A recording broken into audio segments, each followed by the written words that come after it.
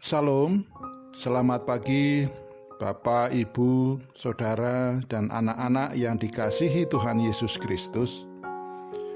Semoga kita semua selalu dalam keadaan sehat, dalam naungan kasih Tuhan.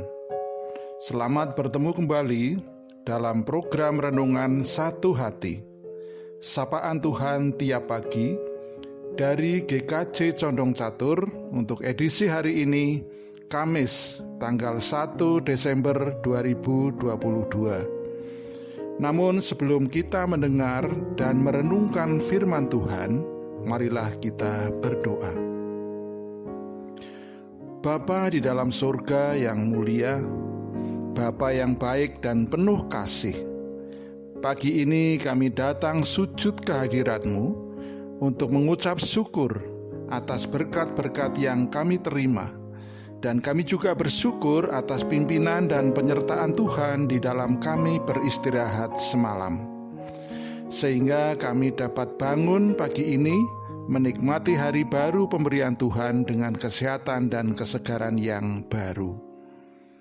Tuhan, pagi ini kami hendak mengawali aktivitas kami dengan membaca dan merenungkan sebagian dari sabda Tuhan.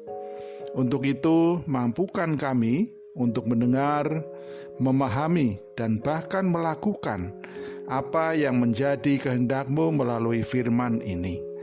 Dalam Kristus Yesus Tuhan kami, doa ini kami naikkan. Amin. Bacaan firman Tuhan hari ini terambil dari Lukas 9 ayat 57 sampai dengan 58.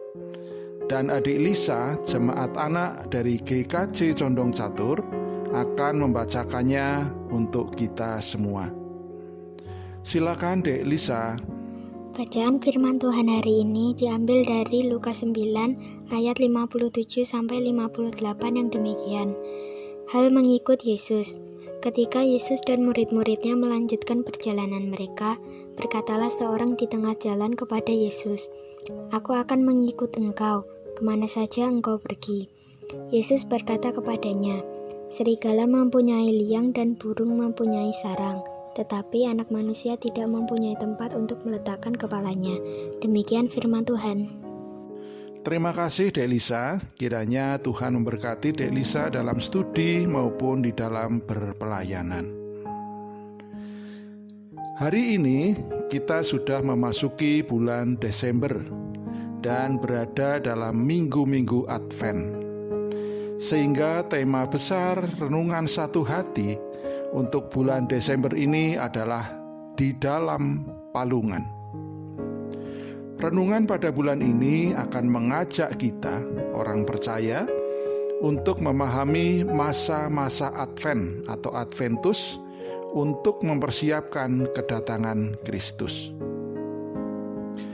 Dari bacaan firman Tuhan hari ini, Lukas 9 ayat 57 sampai dengan 58, maka judul renungan hari ini adalah Palunganku. Palungan adalah suatu tempat atau wadah makanan atau minuman di kandang hewan. Sehingga di dalam palungan inilah hewan-hewan dapat melepaskan dahaga maupun kelaparan, sehingga hewan-hewan tersebut dapat terpelihara dengan baik.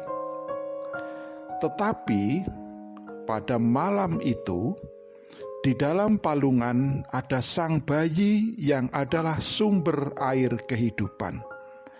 Sehingga barang siapa yang datang kepadanya tidak akan haus lagi sampai selama-lamanya. Di dalam palungan tergolek sang roti hidup yang telah turun dari surga. Orang yang makan roti ini akan hidup selama-lamanya. Di dalam palungan ada sang firman yang olehnya tercipta segala yang baik di langit maupun di bumi. Di dalam palungan juga terbit sang surya kebenaran, sehingga setiap kehidupan yang bengkok akan diluruskan. Dan di dalam palungan terbaring bayi mungil yang adalah gembala agung yang baik, untuk menggembalakan domba-dombanya dengan penuh kasih, bahkan menyerahkan nyawanya untuk menyelamatkan mereka. Jadi palungan dalam hal ini merupakan sebuah lambang kerendahan, kesederhanaan, bahkan mungkin ada kesengsaraan di dalamnya. Namun di dalamnya ada kemuliaan dan kehidupan surgawi. Beberapa tokoh Alkitab yang pada awalnya ada kesengsaraan, namun pada akhirnya menjadi mulia, seperti Yusuf, dibuang oleh saudaranya, dijual sebagai budak, difitnah oleh istri Potifar hingga masuk penjara. Namun setelah itu menjadi penguasa di Mesir. Daud, anak bungsu Isai, ditugasi menjadi pesuruh dan penjaga ternak. Namun akhirnya dialah menjadi raja yang termasyhur. Lazarus yang miskin, menderita dan mati, namun menjadi mulia di pangkuan Abraham. Maria, orang yang dikucilkan, bahkan mau melahirkan pun tidak ada tempat kecuali di kandang hewan. Namun akhirnya dia menjadi mulia sebagai ibu Yesus. Bapak Ibu yang terkasih di dalam Tuhan Yesus, setiap orang mempunyai salib masing-masing dan dipanggil untuk menjalani pengorbanan tertentu, sebab kita semua adalah pengikut Kristus. Dan setiap orang juga mempunyai palungan masing-masing.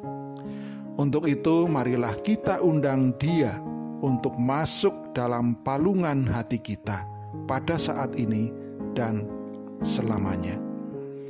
Jika di dalam palungan hati kita ada Sang Firman, maka kebenaran dan kuasa akan dinyatakan. Amin. Mari kita kembali berdoa. Tuhan, terima kasih atas firman yang boleh kami terima dan renungkan pada pagi hari ini. Untuk itu mampukan kami dalam memahami dan melakukan apa yang menjadi kehendak-Mu dalam kehidupan kami sehari-hari. Ajarlah juga kepada kami ya Allah, agar di dalam setiap palungan hati kami ada Sang Firman yang hidup, sehingga akan senantiasa hidup dalam kuasa dan kebenaran Kristus. Inilah doa ungkapan syukur dan permohonan yang kami naikkan hanya di dalam nama Bapa, Putra, dan Roh Kudus. Amin. Demikian firman Tuhan hari ini. Selamat menjalankan aktivitas pada hari ini. Tuhan Yesus memberkati kita semua.